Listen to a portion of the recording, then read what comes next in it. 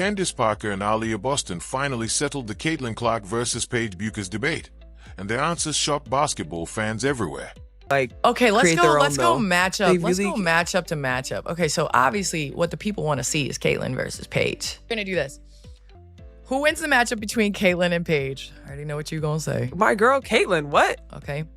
Candace Parker and Aliyah Boston recently talked about the Clark versus Paige Bueckers debate on their podcast, and their comments have sparked a huge reaction across the basketball world.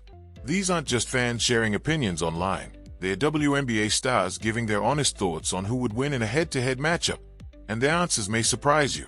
Before we break down what Candace and Aliyah said and why so many people are talking about it, let us know in the comments, Team Caitlyn or Team Paige. After hearing what these WNBA players had to say, you might see this debate differently. We saw a WNBA post about 2024 versus 2025 all-rookie teams. Who wins a game to 21? Why is it 21? Why can't it just be who wins a game? No, why's it gotta be 21? Because people play to 21. That's what 21 is like not 5 on 5. 21 is like, yo, check up. We got 3 people. You never played jackpot. But you come on, man. You can't just play to 21. Like, what's the problem with 21? I want a full game. And we're gonna go down the list. This is kind of tough. I'm not gonna lie. Caitlin Clark, Angel Reese, Camila Cordoza, Rickea Jackson, Phoebish versus 2025, which is Paige Bueckers, Sonia Citron, Kiki Irifen, Dominique Malonga, and Janelle Salon. All right. So Candace Parker and Aliyah Boston recently released a podcast episode where they discussed one of the biggest debates in basketball right now, Caitlin Clark versus Paige Bueckers. And they didn't just bring it up for a few seconds, they really broke it down. They compared their strengths, talked about how their games match up, and shared their honest opinions on who would come out on top in a head-to-head battle. What makes this discussion so interesting is that these opinions are coming from 2 respected WNBA stars, not fans on social media. That's why their comments have sparked such a huge reaction throughout the basketball community. Some fans agree completely, while others think they got it totally wrong. I can't even lie, though. Hear me out. I low-key think 2024 would win that. They definitely have more shooting on 2024. The debate started with a WNBA social media post asking a simple question. If the 2024 rookie class played the 2025 rookie class in a game to 21, who would win? Aliyah Boston wasn't a fan of the format right away. She questioned why the game had to be played to 21 instead of being a full game. Candace Parker explained that 21 is the standard for pickup basketball, but Aliyah still felt a full game would be a better test. And honestly, that makes sense.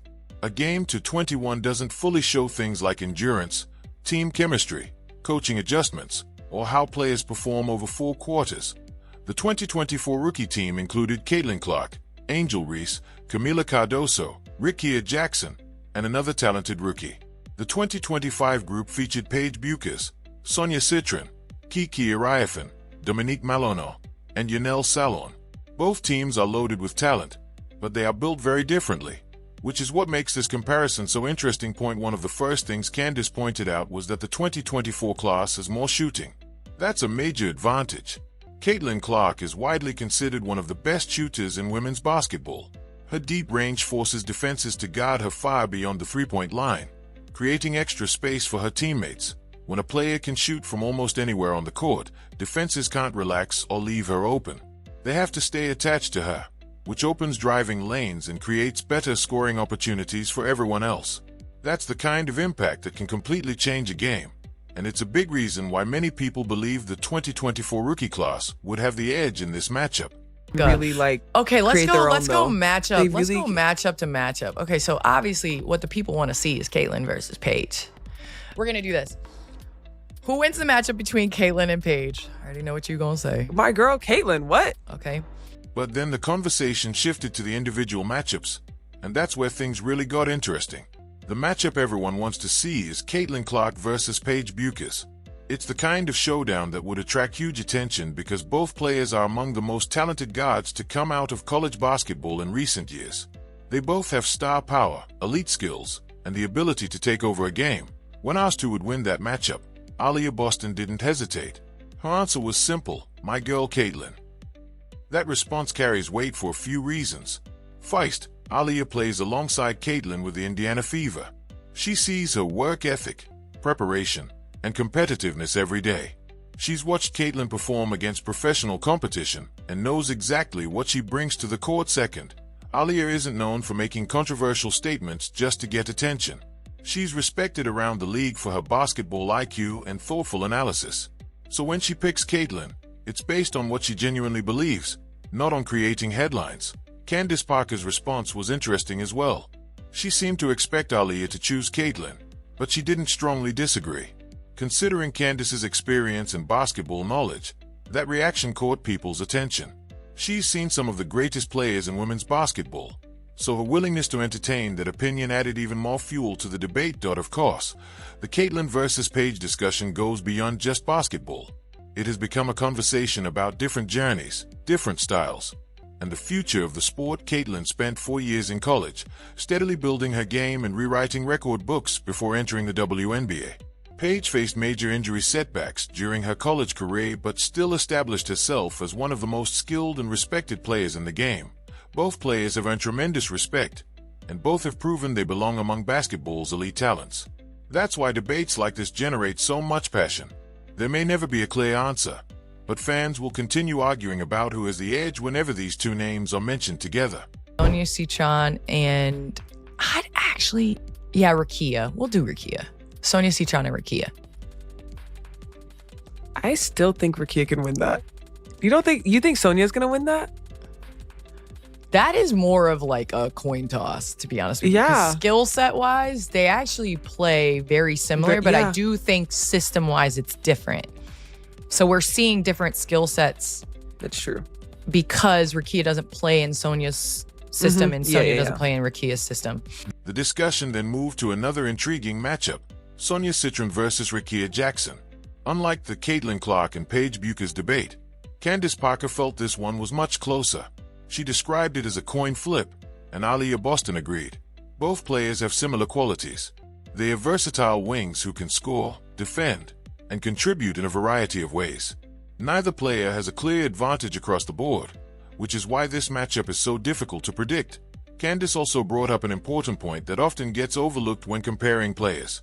She explained that Rakia and Sonia play in different systems, which can affect how their talents are displayed. A player's performance isn't just about individual ability. It's also influenced by the team's style, coaching philosophy, and offensive structure. That's a smart way to evaluate talent. Some systems are designed to highlight a player's strengths, while others may limit certain parts of their game. Rakia Jackson plays in a situation that may not always showcase everything she can do, while Sonia Citron could be placed in a completely different environment with different responsibilities.